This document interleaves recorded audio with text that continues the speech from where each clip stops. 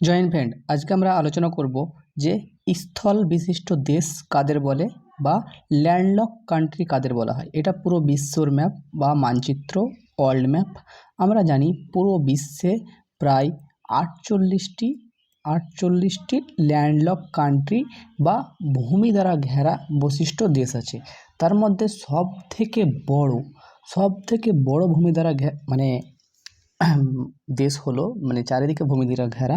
যেমন দেখো, এখানটায় প্রথমত আছে কাজাকিস্তান। পৃথিবীর মধ্যে সব থেকে ল্যান্ডলক বড় কান্ট্রি হলো কাজাকিস্তান। কারণ দেখো, ভূমি দিকে ঘেরা। যেমন এদিকে আছে ধরো রাশিয়া, এদিকে ইউরোপ, এদিকে কাজাকিস্তান, কিরগিস্তান, চারিদিকে ঘেরা। এর কোনো সমুদ্র এলাকা নেই। সমুদ্র এলাকা যার থাকবে না তাকে বলবো আমরা ল্যান্ডলক কান্ট্রি।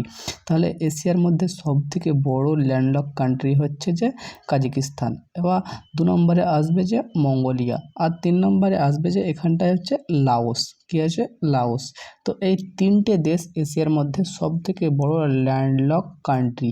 এদিকে নেপালও আসবে, ভুটান আসবে, কিন্তু এগুলো বাফার দেশের মধ্যে চলে আসবে, ছোট দেশ বলে। কিন্তু আমরা সব থেকে বড় বিশ্বের মধ্যে সব থেকে বড় ল্যান্ডলক কান্ট্রি হচ্ছে যে কাজাকিস্তান, তারপরে হচ্ছে মঙ্গোলিয়া, তারপরে হচ্ছে লাওস। তাহলে বুঝতে পারলাম আমরা।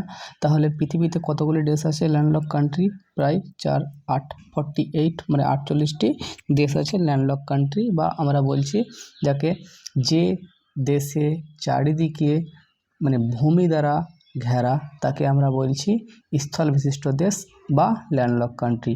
তাদের সংখ্যা মোট 48টি। পৃথিবীর মধ্যে বৃহত্তম ল্যান্ডলক কান্ট্রি হচ্ছে যে কাজাকিস্তান, তারপরে 2 নম্বরে আসবে মঙ্গোলিয়া। তাহলে আমরা বুঝতে পারলাম। দেখা হবে নেক্সট ভিডিওতে। জয় হিন্দ।